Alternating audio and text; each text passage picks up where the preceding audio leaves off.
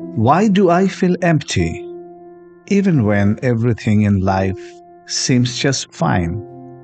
I have a job, friends, social media, entertainment. I'm busy all day, and yet there is this strange feeling of hollowness, a quiet ache inside, like something essential is missing. If you have ever felt this way, you're not alone. In today's episode, let's try to understand this feeling of emptiness. Let's look inward into the heart to search for what's really missing. I'm Hassan, and this is Mindra, your space for understanding, healing, and growing stronger.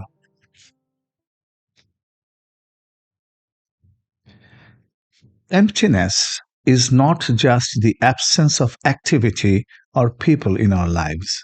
In fact, most people feel this way despite being surrounded by tasks, entertainment, and relationships. That's what makes it so confusing. You may be doing everything right, working, socializing, consuming content, yet still feel a void. Why? Because many of these activities do not touch the core of who we are. They don't fulfill what we innately need as human beings. What are those needs?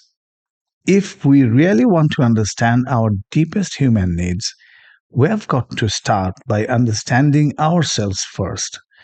Only then will the needs woven into the very fabric of our being begin to reveal themselves. Human beings at their best are guided by some innate qualities.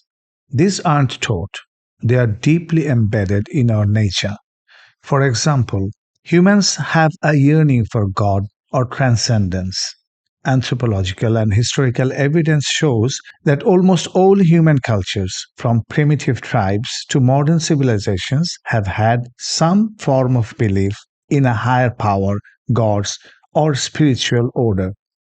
This suggests a shared human impulse. Psychologists like Carl Jung and Viktor Frankl argued that humans need meaning, purpose, and hope, and this quest often leads to faith or spirituality. Neuroscience also points to what some call the God spot in our brains, regions that light up during spiritual reflection. Emotionally, we crave the infinite, and only God can fulfill that.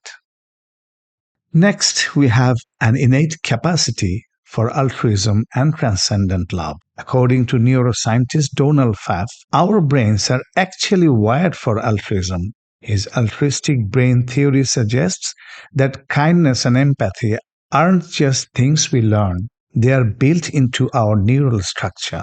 In other words, the impulse to care for others isn't an add on to our personality, it's part of how our brains are designed to function. We are meant to care, empathize, and act for others, not just ourselves. True fulfillment often comes when we live beyond our own interests. Then, humankind is naturally inclined towards morality and values. We are built to seek justice, fairness, and integrity. We also have a love for learning and seeking truth. We aren't just functional beings, we are curious, reflective, always trying to understand more. In short, some of our most essential inner needs are faith, altruism, morality, and the pursuit of knowledge. These are not just abstract ideals, they shape the quality of our relationships, our actions, and the way we engage with the world around us. But in today's world, many of these deeper needs often go unmet. And that's why so many of us end up feeling empty inside. Let's take a closer look. Why do these fundamental needs so often go unfulfilled? Before we explore the answer, let's take a moment to understand why this question even matters. This question matters because at the heart of our emptiness lie unmet inner needs. And uncovering why they go unfulfilled is the first step towards breaking free.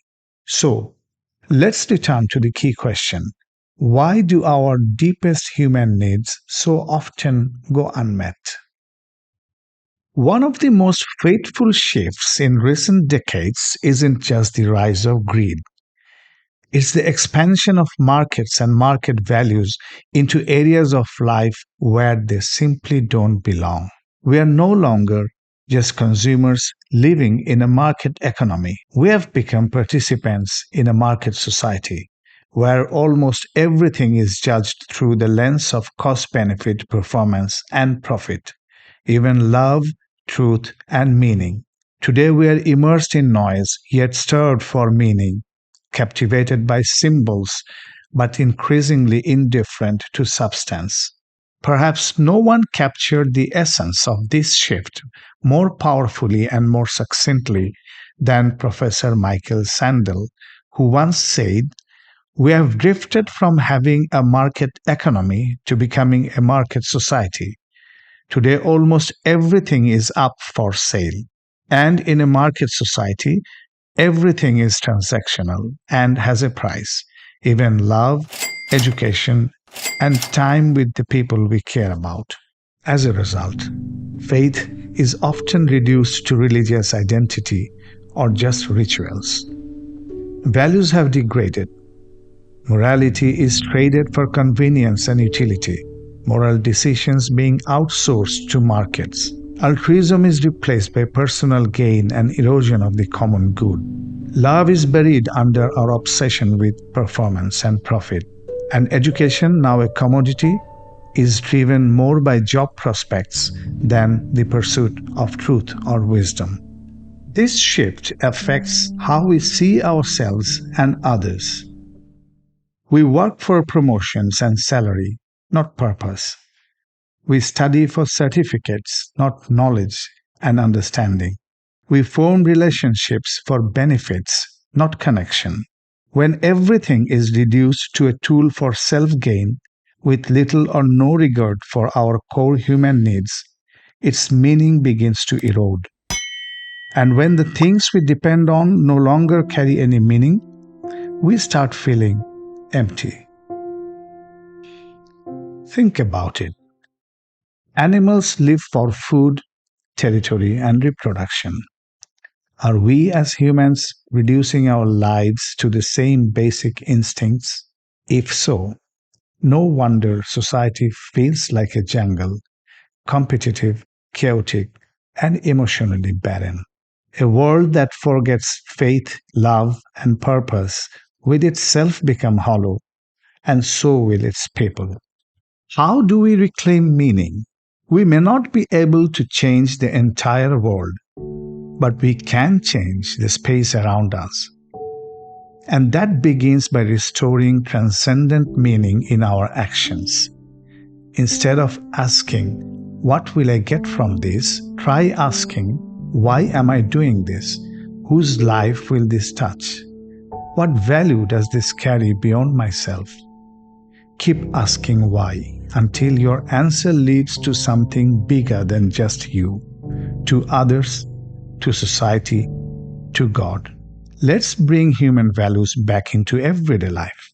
For example, if you are a student, study not just for a degree, but to learn, to understand, to contribute.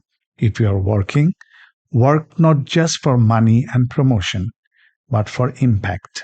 In relationships, love with compassion, not conditions.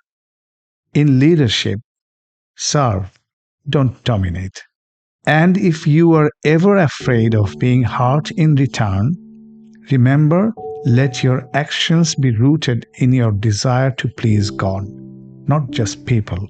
That gives your life unshakable purpose. In conclusion, to rid yourself of emptiness, start with this one principle. Live for something beyond yourself. Add value, add meaning, add love. And above all, add the remembrance of God, and let your life be a quest for meaning, not just success. This is how you begin to fill your emptiness, by living with purpose beyond yourself. And the choice to walk this path, that's yours to make. Until next time, stay thoughtful, stay grounded, and keep growing here on Mindra.